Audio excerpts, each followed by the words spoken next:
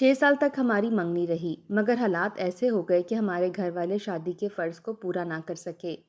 اس کی ایک وجہ یہ بھی تھی کہ جب میری لطیف سے منگنی ہوئی تھی، ان کی والدہ بیمار ہو گئیں اور شادی کا معاملہ بیچ میں پڑ گیا۔ کینسر کی وجہ سے بیماری لمبی ہوتی گئی اور لطیف کے ابو کا تمام روپیہ بیوی کے علاج پر لگ گیا۔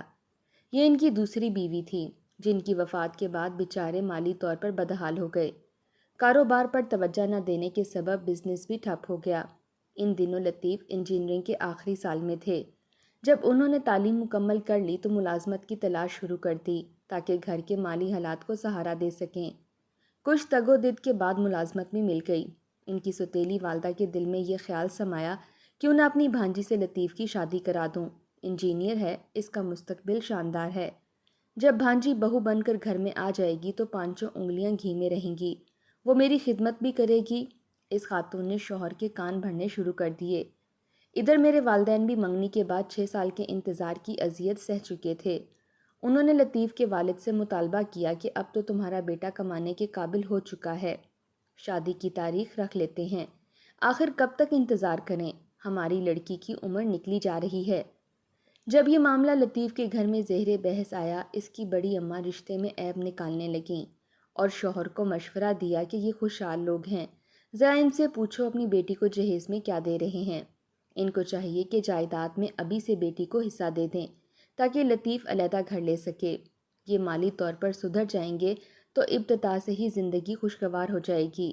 تمہارا تو سب کچھ دوسری بیوی کے علاج معالجے پر صرف ہو گیا۔ اب اتنے بھی پیسے نہیں ہیں کہ ہم لطیف کی شادی ہی دھوم دھام طریقے سے کر سکیں۔ لطیف کے والد نے اس کی بات پر کہا کہ لڑکی والے شریف لوگ ہیں، اگر ہم سادگی سے بھی شادی کریں گے تو انہیں اعتراض نہ ہوگا۔ رہی جہیز یا جائیداد سے حصہ لینے کی بات تو یہ میں ان سے نہیں کروں گا۔ احمد میرا بہت پرانا اور اچھا دوست ہے، مجھے ہرگز زیب نہیں دیتا کہ جس کی بیٹی کو 6 سال شادی کے انتظار کرایا، ان سے سودے بازی والی باتیں کروں۔ تم نہیں کر سکتے تو ٹھیک ہے، میں خود کر لوں گی۔ لطیف کی سوتیلی ماں نے خاوند سے کہا۔ دراصل وہ اپنی بھانجی کو بہو بنانے کی ٹھان چکی تھیں۔ وہ ہماری منگنی توڑنے کے در پر ہو چکی تھیں اور اب بہانے بہانے سے ایسی شرطیں رکھنا چاہ رہی تھیں جس سے حالات بگڑ جائیں اور میرے امی ابو خود انکار کر دیں۔ انہوں نے ایسا ہی کیا اور الٹی سیدھی شرطیں بتا کر میرے امی ابو کو بدظن کر دیا۔ انہوں نے کہہ دیا کہ ہم لطیف سے اب اپنی بیٹی کی شادی نہیں کریں گے، اس رشتے کو ختم سمجھیے۔ آپ کو جہاں سے جہیز میں جائیداد اور مال متاع ملتا ہے اس گھر سے لڑکی کو بہو بنا کر لے آئیں۔ انکل کو ازحد قلق ہوا، لیکن ان کی بیگم اپنی کامیابی پر پھولے ہی نہ سماتی تھیں کہ لڑکی والوں نے خود انکار کیا تھا۔ سوتیلی ماں کی مراد بر آئی تھی۔ لطیف البتہ بہت دکھی ہوئے اور میری تو پوچھیے ہی نہ کہ کیا حالت تھی۔ جیتی تھی نہ مرتی تھی۔ جس شخص کے ساتھ اتنے برسوں منگنی کے بندھن میں بندھی رہی، اس کے لیے دل میں گہرا پیار تھا۔ میں دل کے اس خوبصورت رشتے کو کیسے بھلا سکتی تھی؟ والدین سے کچھ کہہ سکتی تھی اور نہ لطیف یا اس کے والدین سے، بس روتی رہتی تھی۔ ادھر لطیف کی بڑی ماں نے اپنے شوہر کو منا لیا اور اپنی بھانجی کو بہو بنا کر لانے کی تیاریاں کرنے میں مصروف ہو گئیں۔ اب ہمارا لطیف کے گھر سے ناطہ ختم ہو چکا تھا۔ میرے والد نے تو غصے میں وہ شہر ہی چھوڑ دیا اور دوسرے شہر گھر خرید کر وہاں شفٹ ہو گئے۔ شاید ان کو خدشہ تھا کہ لطیف اور میں کہیں آپس میں ایک دوسرے سے ناطہ نہ رکھیں، جس سے ان کے خاندان بھر میں سب کی ہو جائے۔ لطیف کے گھر والوں کی طرف سے جب یہ رشتہ خراب ہوا تو 2 سال تک مجھے لطیف کی کوئی خیر خبر نہیں ملی اور نہ اسے میرے بارے میں کچھ پتہ چلا۔ اس دوران میرے 1-2 رشتے آئے، لیکن میں نے منع کر دیا کیونکہ میں ابھی تک صدمے سے نکلی نہ تھی۔ کسی اور سے شادی پر دل اور ذہن آمادہ ہی نہ ہوتا تھا۔ ایک روز میں اپنی سہیلی سے ملنے اس کے گھر گئی تو یہ دیکھ کر حیران رہ گئی کہ وہاں لطیف آیا ہوا تھا۔ میں نے اپنی دوست سے پوچھا کہ تمہارا یہ کیا لگتا ہے؟ اس نے بتایا یہ میرا کزن اور بھائی کا دوست ہے، ان سے ہی ملنے آیا ہے۔ ہم تو ایک دوسرے کے دید کو ترس رہے تھے۔ لطیف نے موقع ملتے ہی مجھے اپنا فون نمبر لکھ کر دیا اور کہا کہ مجھے فون کرنا۔ گھر جا کر موقع ملتے ہی اسے فون کیا، وہ بھی جیسے منتظر تھا۔ ڈھیروں باتیں کیں۔ اس کے بعد یہ معمول بن گیا، جب گھر والے سو جاتے تب ہم رات گئے باتیں کرتے۔ ہماری پرانی محبت جاگ گئی تھی۔ انہی دنوں میرے لیے ایک اچھا رشتہ آیا۔ میرے والدین اس رشتے کو گنوانا نہیں چاہتے تھے اور مسلسل مجھ پر دباؤ ڈال رہے تھے کہ میں شادی پر رضامند ہو جاؤں۔ یہ بات جب میں نے لطیف کو بتائی وہ بے چین ہو گئے اور بضد ہوئے کہ میں ان سے کورٹ میرج کر لوں، ورنہ ہمیں عمر بھر جدا رہنا پڑے گا۔ میں نے کہا ایسا کیسے ہو سکتا ہے؟ میرے والدین پر تو بہت بری گزر جائے گی، جبکہ ان کا کوئی قصور بھی نہیں ہے۔ میرا اور تمہارا بھی تو کوئی قصور نہیں ہے۔ اس نے جواب دیا، دیکھو اب وہ پرانا زمانہ نہیں ہے۔ جب ہم شادی کر لیں گے تو کچھ دن ضرور ہمارے والدین خفا رہیں گے، بالآخر وہ مان جائیں گے۔ اگر تم نے بے وقوفوں کی طرح گنگی گائیں بن کر مرضی سے سر ہلا دیا تو یاد رکھنا، نہ عمر بھر تم کو چین ملے گا اور نہ میں جی پاؤں گا۔ ذرا ہمت سے کام لو۔ میں تم سے کوئی جہیز یا کوئی مادی فائدہ تو نہیں مانگ رہا، میں بھی تو صرف تم ہی کو مانگ رہا ہوں۔ الغرض ایسی باتیں کر کے اس نے مجھے اپنا کر لیا اور میں اس کے ساتھ کورٹ میرج پر تیار ہو گئی۔ اس طرح ہم دونوں نے اپنے والدین سے چھپ کر اور ان کی مرضی کے بغیر شادی کر لی۔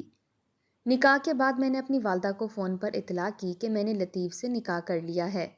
اس کے بعد میں والدین کے گھر جانے کی بجائے لطیف کے ساتھ اس کے دوست کے گھر چلی گئی۔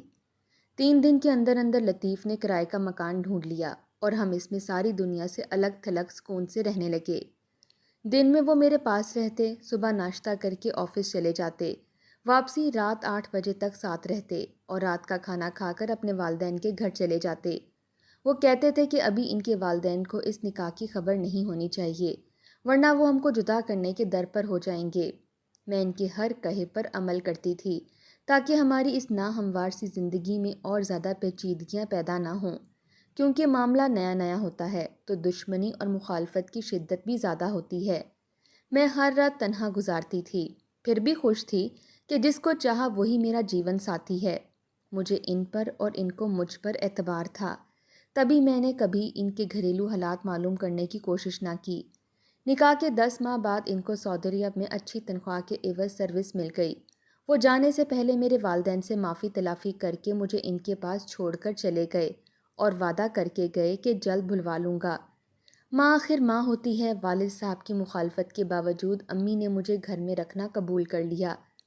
5 ماہ بعد لطیف نے مجھے اپنے پاس بلوا لیا اور وہاں جا کر گھر بار، آرام سکون، سکھ چین سب کچھ پا لیا۔ ہم دونوں بہت خوش و خرم زندگی گزار رہے تھے کہ اچانک مجھے خط ملا جو میرے خطوط کے ساتھ تھا۔ جب پاکستان میں تھی روزانہ ان کو خط لکھتی تھی اور وہ بھی مجھے روز کا احوال تفصیل سے رقم کر کے بھیجا کرتے تھے۔ یہ سارے خطوط میں ساتھ لے آئی تھی۔ جب لطیف آفس چلے جاتے اور میں فارغ بیٹھی ہوتی تو ان خطوط کو بار بار پڑھتی تھی۔ ایک روز میں نے بیگ نکالا اور اسے بستر پر الٹ دیا۔ یہ بیگ لطیف کا تھا۔ ان میں ایک اجنبی لفافہ دیکھ کر اسے کھول کر پڑھ لیا۔ شاید ان کے بیگ میں پہلے سے پڑا ہوا تھا۔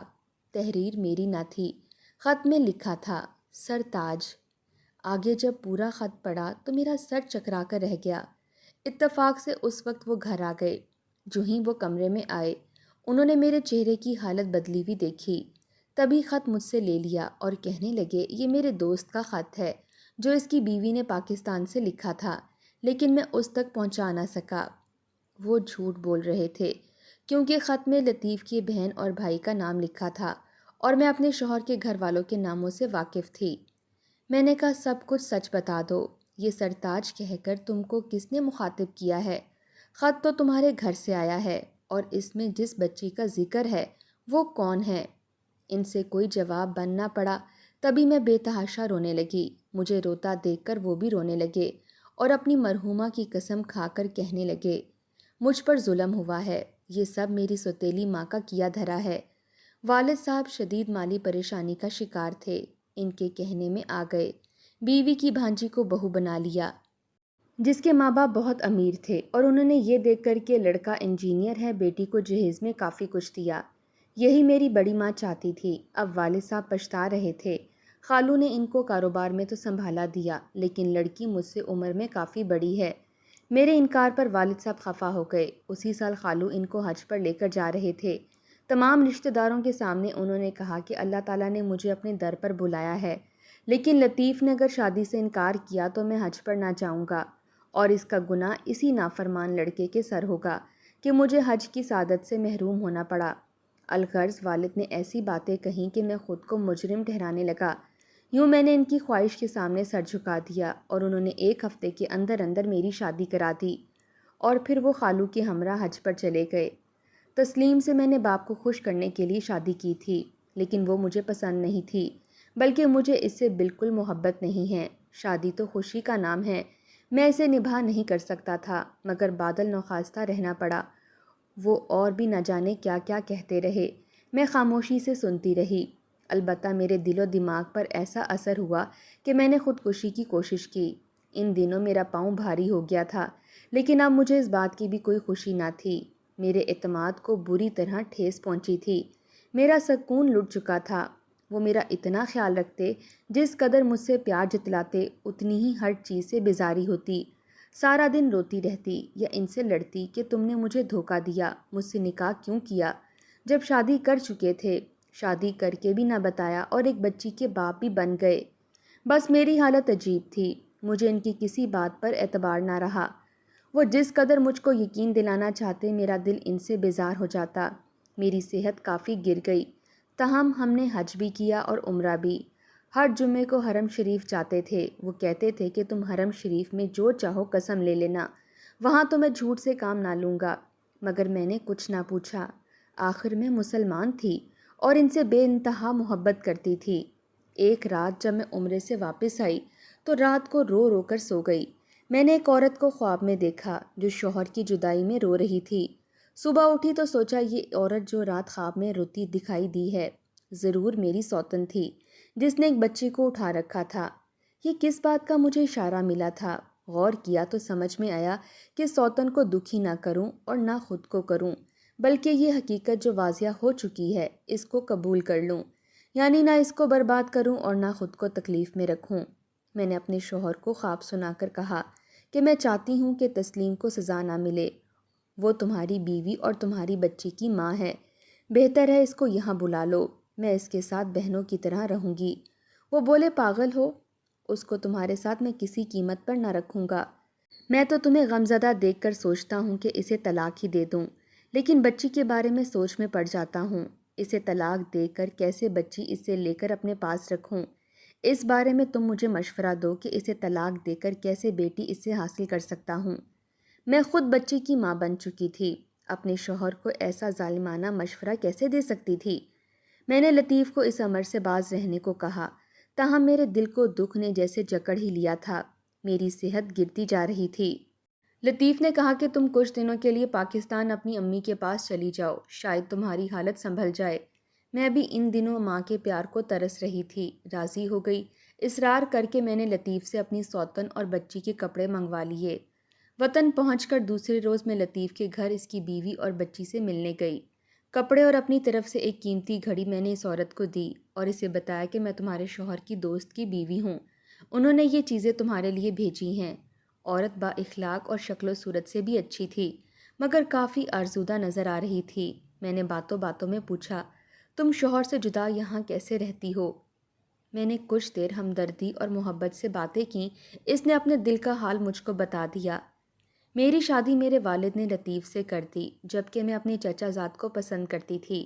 یہ کوئی انوکھی بات نہ تھی، سبھی لڑکیاں شادی سے پہلے کسی کزن وغیرہ کو آئیڈیل بنا لیا کرتی ہیں، مگر اس کا مطلب بدمعاشی یا بد چلنی نہیں ہوتا۔ دل میں صرف پسندیدگی کے جذبات کا ہونا معمولی بات ہے۔ میں نے بھی صرف پسند کی حد تک اپنے چچا زاد کے بارے میں سوچا تھا، اس سے آگے کوئی ایسی بات ہم دونوں میں نہ ہوئی تھی جو قابل اعتراض ہوتی۔ یہ تو قسمت کی بات ہے کہ انسان کسی کو پسند کرتا ہے، شادی اس سے نہیں کسی اور سے ہو جاتی ہے۔ وہ لوگ میرا رشتہ بھی مانگ رہے تھے، مگر والدہ نہ مانی، کیونکہ ان کی چچی سے نہ بنتی تھی۔ مجھ کو اپنی بہن کے بیٹے سے بیاہ دیا، جبکہ میں نے تو لطیف کو دیکھا بھی نہ تھا۔ شادی سے 2 روز پہلے ہماری ایک بدخواہ رشتہ دار عورت نے لطیف کے کان میں یہ بات ڈال دی کہ تسلیم اپنے چچا زاد کو پسند کرتی تھی۔ خدا جانے اس عورت کو لڑکی کا دل اجاڑ کر کیا ملے گا۔ یہ بات لطیف کے دل میں پیوست ہو گئی۔ شادی کی رات ہی پوچھ لیا، کیا تم کسی کو پسند کرتی تھی؟ میں نے کہا نہیں، اور بات کو ٹال گئی۔ انہوں نے بھی اصرار نہ کیا، کیونکہ یہ وقت اصرار کرنے والا نہ تھا، لیکن بعد میں وہ ہر وقت یہی پوچھا کرتے تھے، کہتے تھے ہر انسان کی ایک پسند ہوتی ہے، یہ تو فطری بات ہے۔ اگر تم کو بھی کوئی کزن پسند تھا یا وہ تم کو پسند کرتا تھا؟ تو یا کوئی جرم تو نہیں؟ شادی سے پہلے میں بھی کسی کو پسند کرتا تھا، منگنی بھی ہو گئی، پھر ٹوٹ گئی۔ زندگی میں یہ سب ہوتا ہی رہتا ہے۔ تم انکار کرو یا اقرار، مجھے معلوم ہے تم اپنے چاچا زاد فہد کو پسند کرتی تھی۔ سچ بول دو گی تو میرے دل میں تمہاری قدر و منزلت بڑھ جائے گی۔ ان کی چکنی چپڑی باتوں میں آ کر میں نے کہہ دیا کہ ہاں، چاچا زاد کو پسند کرتی تھی، مگر شادی آپ سے قسمت میں لکھی تھی، ہو گئی۔ اب تو آپ ہی میرا سب کچھ ہیں، اور کسی کا خیال دل میں آتا بھی نہیں ہے، اور کسی کا خیال دل میں لانا بھی گناہ سمجھتی ہوں۔ وہ اور پیار محبت جتلانے لگے۔ جب میں نے کہا کہ میرا بھی اس کزن سے کوئی واسطہ نہیں ہے، شادی آپ سے ہوئی ہے تو آپ کی ہوں اور ہمیشہ آپ کی رہوں گی۔ کچھ ہی دن بعد مجھے محسوس ہونے لگا کہ میرے سرتاج کے دل میں مجھ سے نفرت اور دوری پیدا ہو گئی ہے۔ جس آگ کو خود انہوں نے اپنے جذبہ تجسس کے ہاتھوں ہوا دی، اس سے میرا خوشیوں کا باغ جلا کر راکھ کر ڈالا۔ اس کے بعد وہ مجھ سے دور دور رہنے لگے اور آخر کار سعودی عرب چلے گئے۔ میں نے سنا ہے انہوں نے اور شادی کر لی ہے۔ اس بات کی اتنی کڑی سزا ملی ہے، میرا جی چاہا کہ اسے بتا دوں کہ میں ہی تمہاری سوتن ہوں، مگر میری زبان نہ کھلی اور میں وہاں سے چلی گئی۔ اس کے بعد میں نے اپنے شوہر کو خط لکھا کہ اپنی پہلی بیوی کو اپنے پاس بلوا لیجئے، ورنہ میں عمر بھر آپ کو شکل نہیں دکھاؤں گی۔ لطیف واقعی مجھ سے محبت کرتے تھے۔ انہوں نے میری بات رد نہ کی، بلکہ اپنی پہلی بیوی کے لیے ویزا اپلائی کیا اور ساتھ ہی مجھے فون کر دیا کہ تم آ جاؤ، ورنہ تمہارے بغیر میرا دم گھٹ جائے گا۔ میں نے جواب دیا ابھی کچھ دن مجھے یہاں رہنے دو، ابھی تک ناراض لگتے ہیں، ان کی رنجش مٹ جانے دو، میں تو آ ہی جاؤں گی، پہلے تسلیم کو بلواؤ۔ عورت کی بھی عجیب فطرت ہے، سب کچھ برداشت کر سکتی ہے، حتیٰ کہ پیار کرنے والے شوہر کی جدائی بھی، لیکن محبت کا بٹوارا اور سوتن کا دکھ نہیں سہ سکتی۔ وہ مجھے بلاتے رہے اور میں بہانے بناتی رہی۔ ان کو یہ نہ کہہ سکی کہ میں ان میں سے ہوں جو محبت میں شراکت برداشت نہیں کر سکتی۔ محبت کے معاملے میں میرا دل اتنا بڑا نہیں ہے، کیا کروں؟ یوں میں نے کچھ اصولوں کی خاطر اپنی محبت، اپنے محبوب، پیارے شوہر اور گھر کی خوشیوں کی قربانی بھی دی۔ وہ جذباتی عمر تھی، مگر آج افسوس ہوتا ہے کہ میں نے ان کو چھوڑ کر کیا پایا۔ ایک پچھتاوا، ایک طویل اذیت تھی، اور ان سے منہ موڑ کر میں نے بھی زندگی بسر کر ڈالی۔ اف میں بھی کتنی نادان تھی۔ آج میری جھولی میں سوائے تعصب کے کچھ نہیں۔ تسلیم کی قسمت میں ایک بھرپور ازدواجی زندگی تھی، اس کے 4 بچے ہیں اور خوشیوں سے بھرا گھر ہے۔ میری ایک بیٹی تھی جو اعلیٰ تعلیم کی خاطر اپنے والد کے پاس چلی گئی، اور میں یہاں اپنی بیوہ ماں کے پاس رہتی ہوں۔ شاید ماں کی خدمت کی سعادت میرے حصے میں لکھ دی گئی تھی۔ یہ بھی اللہ کا شکر ہے کہ ماں کی دیکھ بھال میری زندگی کا مقصد ہے۔